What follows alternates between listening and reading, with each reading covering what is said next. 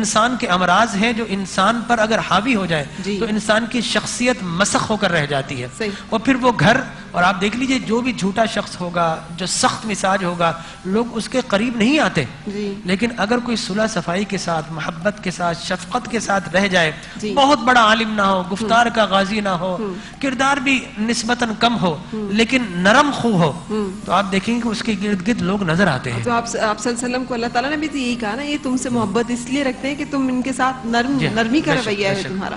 تو اچھا علامہ صاحب، اور بلکہ فرمایا وَإِذَا جَاءَكَ الَّذِينَ يُؤْمِنُونَ بِآيَاتِنَا فَقُلْ سَلَام، اے نبی جب مسلمان آپ کی بارگاہ میں آئیں تو ان کو سلام کہا کریں۔ ہاں بالکل صحیح۔ اچھا علامہ صاحب، آداب مجلس، ہمیں اٹھنے بیٹھنے کے آداب، پورا ایک قرینہ طور طریقہ بتایا گیا ہے، کچھ اس کے بارے میں بتائیے کہ وہ کیا ہیں؟ جی، آداب محفل میں پہلی بات تو یہ کہ جب تم محفل میں آؤ تو جہاں جگہ ملے وہیں بیٹھو۔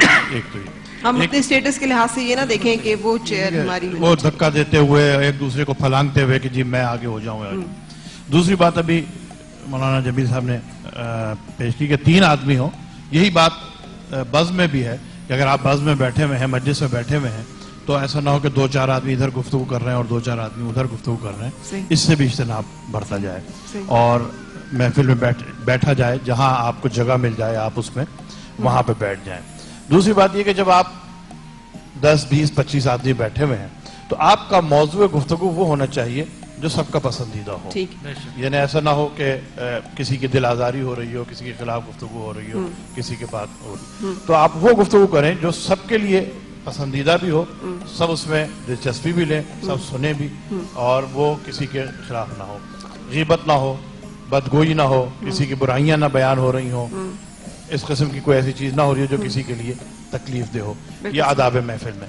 پھر یہ کہ آپ جب گفتگو کریں محفل میں بیٹھ کے تو آپ کا لہجہ اونچا نہیں ہونا چاہیے، دھیمے لہجے میں گفتگو کریں، نرم لہجے میں گفتگو کریں، اور اگر آپ کسی سے مباحثہ بھی کر رہے ہیں تو مباحثے میں بھی آپ کا لہجہ نہیں بلند ہونا چاہیے کہ یہ محسوس ہو کہ آپ لڑ رہے ہیں یا آپ چیخ رہے ہیں یا آپ غصے ہو رہے ہیں یا آپ کی قوت برداشت سے باہر چیز جا رہی ہے۔ اور ایک اور بھی تو نشانی ہے نا کہ جب وہ ایسی جاہلوں کی محفلوں کے پاس سے گزرتے ہیں جہاں کوئی لغو باتیں ہوتی ہیں تو وہ گزر جاتے ہیں وہاں سے، اس مجلس سے بھی اجتناب کرتے ہیں، السلام علیکم کہہ کے گزر جاتے ہیں وہاں سے۔ تو اختیار کرنا بھی تو مجلس کو اور صحبت کو، اس کے بارے میں بھی تو ہمیں بڑا کلیئر بتایا گیا ہے کہ انسان اپنے دوست کے ایمان پر ہوتا ہے، سو دوست کے میں احتیاط سے کام لیں کہ اب کس کو دوست منتخب کر رہے ہیں۔ جی، جو ایسی محفل جہاں پر اس قسم کی برائیاں ہو رہی ہوں اس سے اجتناب کا تو بہت زیادہ حکم دیا گیا ہے، کیونکہ صحبت کا اثر انسان کا ہوتا ہے۔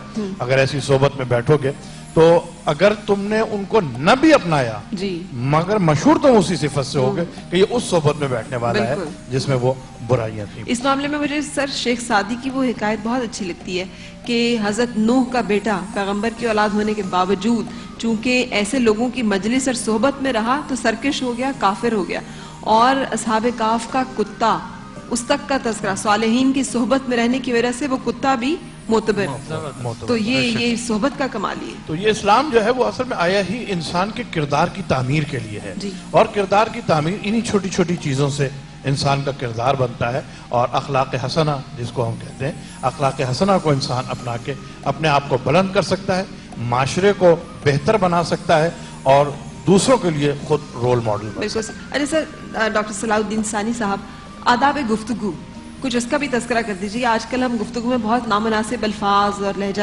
مطلب کیا ہمیں بتایا گیا ہے گفتگو کے طریقے؟ دیکھیے، گفتگو کے معنی ہے اظہار ما فی الضمیر، یعنی جو کچھ آپ کے اندر خیالات ہیں انہیں ایک خوبصورت انداز میں پیش کرنا۔ نبی کریم صلی اللہ علیہ وسلم نے فرمایا کہ خیر الکلام ما قل و دل، بہترین کلام وہ ہے جو مختصر ہو اور دلیل کے ساتھ ہو۔ ہم جو گفتگو کرتے ہیں وہ بغیر دلیل کے ہوتی ہے، سمجھے نا۔ میں نے اس کے اوپر مستقل 2 کتابیں لکھی ہیں، ایک تو ہے آپ صلی اللہ علیہ وسلم کی گفتگو و خطاب کا طریقہ، اور دوسرے ہے سمجھے نا مکالمہ بین المذاہب کی مذہبی بنیادیں۔ اس میں نے کوئی 30 اصول بیان کی ہیں گفتگو کے کہ کس طرح گفتگو کرنی چاہیے۔ قرآن کریم کے اندر دینا اللہ تعالیٰ فرما رہے ہیں، حضرت موسیٰ علیہ السلام کو جب فرعون کی جانب بھیج رہے ہیں، وَقُولُوا لَيِّنًا لَعَلَّهُ يَتَذَكَّرُ أَوْ يَخْشَى، کہ جب آپ اس سے گفتگو کریں۔ اب دیکھیں کہ فرعون ایک ظالم انسان ہے, وقت کا جابر ہے, طاقتور انسان ہے, ٹھیک ہے. فرما رہے ہیں کہ اس کے پاس جب جاؤ اس سے گفتگو کرنا تو نرم انداز میں گفتگو کرنا, اس لیے کہ وہ گفتگو اگر اس پہ اثر انداز نہ بھی ہوئی تو جو لوگ وہاں سن رہے ہیں ان پہ اثر انداز ہو جائے گی. اور دیکھیے کہ حضرت موسیٰ علیہ السلام سے جب جادوگروں کا مقابلہ ہوا ہے, ظاہر ہے کہ یہ پورا پس منظر ہے نا اس گفتگو کا. فرعون پہ اثر نہیں ہوا, فرعون اپنے موقف پہ قائم رہا, لیکن وہ جو وہاں جادوگر آئے تھے وہ سارا کلام ان پہ اثر انداز ہوا اور وہ لوگ جو نا چند لمحوں کے اندر مسلمان ہو گئے. تو ہمیں یہ بتلایا گیا کہ ایک تو مسلمانوں کو یہ تعلیم دی گئی کہ جب نبی کریم صلی اللہ علیہ وسلم سے گفتگو کی جائے تو لا ترفعوا اصواتکم فوق صوت النبی, کہ نبی کریم صلی اللہ علیہ وسلم سے گفتگو کرتے ہوئے اپنی آواز کو ان کی آواز سے بلند نہ کیجیے. یہ صرف نبی کریم صلی اللہ علیہ وسلم کے لیے نہیں بلکہ تمام ان مسلمانوں کو یہ تعلیم دی گئی ہے کہ جب آپ اہل علم سے گفتگو کریں, علماء سے گفتگو کریں, اپنے بزرگوں سے گفتگو کریں تو کس طرح سے گفتگو کریں. نمبر 1. والدین کے لیے بھی سر یہی حکم ہے. بالکل بالکل, والدین بھی اس میں بالکل آپ نے بجا فرمایا کہ والدین تمام بزرگ اس میں شامل ہیں. اچھا, صرف یہی نہیں بلکہ ہمیں یہ تعلیم دی گئی کہ جو گفتگو کی جائے وہ دلیل کے ساتھ ہونی چاہیے. یہ نہیں کہ آپ اونچے لہجے میں یا سخت لہجے میں گفتگو کریں, نہیں. طاقت اصل میں گفتگو کی دلیل ہوتی ہے, آواز نہیں ہوتی. اس سے ہمیں جو ہے وہ بچنے کا حکم دیا گیا. جیسے ڈاکٹر صاحب نے بھی ذکر کیا تھا کہ گالی دینا فسق ہے, فسق کی تھوڑی سی تشریح کر دیں, فسق کیا ہوتا ہے؟ دیکھیں, فاسق اصل میں اسے کہا جاتا ہے جو شریعت کے احکام پہ عمل نہیں کرتا, اسے ہم کہتے ہیں فاسق. یعنی مومن تو ہے, ایمان والا تو ہے, لیکن سمجھنا گناہگار ہے, عمل نہ کرنے والا شخص ہے. تو ہمیں یہ حکم دیا گیا کہ جب کوئی فاسق, یا ایھا الذین آمنوا ان جاءکم فاسق بنبأ فتبینوا, کہ جب تمہارے پاس کوئی شخص ایسی خبر لے کے آئے جو قابل اعتماد شخص نہ ہو تو پہلے تحقیق کر لو, تحقیق کے بعد رد عمل کا اظہار کرو. ایسا نہ ہو کہ تم رد عمل کا اظہار کر لو اور پھر تمہیں پچھتاوا ہو, تم شرمندہ ہو, تو اس شرمندگی سے بچنے کے لیے تحقیق. تو یہ بات یہ ہو رہی تھی کہ گفتگو, تو دیکھیے آپ صلی اللہ علیہ وسلم کا اسلوب یہ تھا کہ جب آپ گفتگو کرتے تھے تو بعض جملوں کو آپ 2 دفعہ اور 3 دفعہ ادا کرتے تھے تاکہ سامع کو اچھے طریقے سے آپ کا موقف سمجھ میں آ جائے.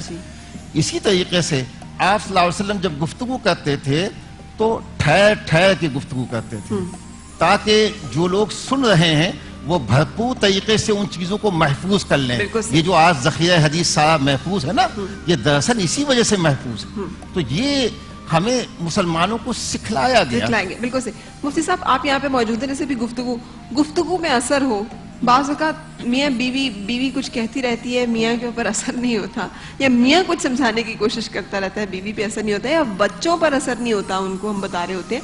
تو وہ جو حضرت موسیٰ علیہ السلام نے بھی تو اللہ تعالیٰ سے دعا مانگی تھی نا کہ میری گفتگو میں اثر, میری زبان میں اثر ہو, تو کیسے اپنے اندر اثر انگیزی پیدا کی جا سکتی ہے گفتگو میں؟ وقت کا دامن تنگ ہے, اس کو مد نظر رکھتے ہوئے مختصر میں تھوڑے جلدی وظائف بیان کر دوں. ایک تو یہی اللہ کا ذاتی نام یا اللہ, ٹھیک ہے, اس کے ساتھ یا اللہ, یا رحمان, یا رحیم, تینوں کو ملا کر کثرت سے ورد کریں تو انشاءاللہ یہ جو آپ نے بات کہی ہے. لیکن حضرت موسیٰ کی دعا بھی بڑی مجرب ہے, رب اشرح لی صدری ویسر لی امری واحلل عقدۃ من لسانی یفقہوا قولی. بالکل, اصل میں وہ جیسے میں نے عرض کی کہ میری کوشش ہوتی ہے ذرا مختصر بتاؤں کیونکہ تاکہ یاد بھی رہے لوگوں کو, کیونکہ یہ قرآن کی آیت یہ بہت ہی مجرب ہے جو آپ نے ابھی بتائی ہے, رب اشرح لی صدری, تو یہ بھی اپنی جگہ ہے. اچھا, اب میں کچھ جو ہے وہ ایک جیسے انہوں نے کہا کہ ناچاکیاں گھر میں ہو جاتی ہیں, تو میاں بیوی میں محبت کا ایک کل وظیفہ بتایا تھا ہم نے. اس کے علاوہ ایک یہ ہے یا فتاح یا کریم. اچھا, یا فتاح یا کلیم, یا کریم ملا کے پڑھیں گے تو یا فتاح یا کریمو, تو اس کو 500 مرتبہ روزانہ پڑھیں. تو انشاءاللہ آپس میں مزید محبت بڑھے گی, اور اگر کوئی لڑائی جھگڑا ہو چکا ہوگا تو وہ انشاءاللہ ختم ہو جائے گا. اچھا, ایک بہت ہی مجھے بتانا ہے کہ عام طور پر یہ ہوتا ہے کہ کاروبار ٹھپ ہو جاتا ہے, دکان نہیں چل رہی ہوتی, تو اس کے لیے جو ہے یہی یا فتاحو، اس کے ساتھ یا رزاقو، یا فتاحو یا رزاقو، یا فتاحو یا رزاقو، اس کو کثرت کے ساتھ پڑھیں تو انشاءاللہ جو ہے وہ دکان پہ گاہک بھی آئیں گے اور کاروبار چلے گا. ٹھیک ہے. اچھا صنم، آپ اس طرح کے وظائف اوراد لیتی ہیں؟ کبھی سہارا ضرورت پڑتی ہے انسان کو، انسان پریشان ہوتا ہے تو بہت اللہ تعالیٰ کو پکارتا ہے اس کے حضور میں، ہے نا؟ میں بہت زیادہ، اور بچپن سے لے کے اب تک میری ایک عادت رہی ہے، اماں سے ہی عادت ہے. جب مجھے ڈر لگتا تھا تو اماں کہتی تھی کہ چلو ٹھیک ہے درود پڑھو جلدی سے تو ڈر نہیں لگے گا. تو تب سے اب تک مجھے عادت ہے. پھر میری بیٹی ہے، اب اس کو میں کہتی ہوں، جب اس کو کہتی کہ مجھے ڈر لگتا ہے تو میں کہتی ہوں چلیں درود پڑھیں. پھر میرے ذہن میں ایک اماں نے مجھے کہا کہ جب تم 1 لاکھ درود پڑھ لو گی تو تمہیں، آپ کو پتا ہے کہ پھر آپ جائیں گی مکہ اور مدینہ. تو میرے ذہن میں یہ تھا کہ ہاں یہ ایسا ہوگا. جب میں نے دیکھیں مائیں کیسی ہوتی ہیں، جب میں نے 1 لاکھ درود پڑھ لیا تو الحمدللہ میں مکہ اور میں مدینہ گئی. بالکل. اور یہ ایک بہت بڑا معجزہ تھا، اور میں اس آس میں تھی کہ کب میرا 1 لاکھ پورا ہوگا تو مجھے دیدار ہوگا رسول اللہ کا. اور مجھے وہ دن یاد ہے کہ میں اور میرے ہسبینڈ 8 دن ہم مدینہ میں تھے، اور وہ ریسٹ کرنے کے لیے ہوٹل چلے جاتے تھے، پر میں 8 دن پورا ادھر ہی رہی، مسجد نبوی میں رہی، ادھر ہی کھایا، ادھر ہی پیا، ادھر ہی بیٹھی. اللہ تعالیٰ بہت معجزاتی طور پہ آپ کی زندگی میں کچھ ایسی چیزیں دکھاتا ہے جو حیران کن ہوتی ہیں، جس میں آدمی، ہم جیسے گناہ گار لوگ بھی، ڈاکٹر صاحب مطلب اکیلی عورت حرم پاک میں نہیں جا سکتی، ساتھ شرط ہے کہ آپ کے ساتھ محرم ہونا چاہیے. سو مجھے ایک بہت معروف NGO نے اپنا ایمبیسیڈر نامنیٹ کیا، اور UK کے لیے میں ٹرپ پہ گئی. 8 دن میں وہاں پہ رہی. جب میں واپس آئی تو میں نے سوچا کہ یا اللہ، ساری دنیا میں ہم پھر لیتے ہیں، کوئی شرط نہیں، کوئی قید نہیں ہے، تیرے گھر نہیں آ سکتے کہ محرم کی شرط ہے ساتھ کو. اب کہاں سے کوئی محرم، بچہ جوان ہو، والد ضعیف ہیں، کہاں سے کوئی چلے ساتھ تو آپ جا سکیں. آپ یقین کیجیے ڈاکٹر صاحب، مجھے نہیں پتا، مجھے ایک آفر آتی ہے اور مجھے کہا جاتا ہے جی آپ کو نا حج کے آخری دن ہے، آپ کو عمرے کے لیے جانا ہے. عمرے کے لیے نہیں، آپ کو وہاں پہ ایک سیمینار ہے، وہاں پر آپ نے ایک پیپر پڑھنا ہے. میں نے وہ پیپر اپنی یونیورسٹی میں پریزنٹ کیا تھا. میرا ویزا لگتا ہے ان دنوں میں جن دنوں میں ویزا لگنا ممکن نہیں ہے. میں جاتی ہوں اور حرم پاک میں یعنی ایک نہیں، مجھے 3-4 عمروں کا وہ سعادت حاصل ہوتی ہے، جبکہ میرے ساتھ کوئی محرم نہیں ہے، میں اکیلی ہوں. مجھے لگا میری صرف اس پکار پہ کہ یا اللہ بغیر محرم کے کیا تیرے گھر نہیں آ سکتے. سو اللہ تعالیٰ جو ہے اس نے اس طرح سے وہ سبب بنا دیے کہ گاڑیاں لینے کے لیے کھڑی ہیں، اور میں جاتی ہوں جدہ سے، طواف کرتی ہوں اور واپس آتی ہوں اور پھر جاتی ہوں عمرہ. تو مجھے ایک ہی وزٹ میں 3-4 دفعہ عمرے کرنے کی سعادت جو ہے وہ حاصل ہوگی. سو اللہ تعالیٰ ہر ایک بندے کی پکار سنتا ہے. ہاں دیکھیں، جو آپ کی فیلنگس ہے وہ اپنی جگہ ہے، لیکن شرعی جو تقاضا ہے وہ اپنی جگہ. اور یہ صرف حرم کے سفر کے لیے نہیں ہے. رسول خدا صلی اللہ علیہ وسلم نے وہ جو سفر 3 دن تک، جس میں آرام وقفہ بھی ہو، تقریباً 99 کلومیٹر بنتا ہے، اس تک اگر آپ جا رہے ہیں اپنے ڈیسٹینیشن کی طرف تو آپ بغیر محرم کے نہیں جا سکتی.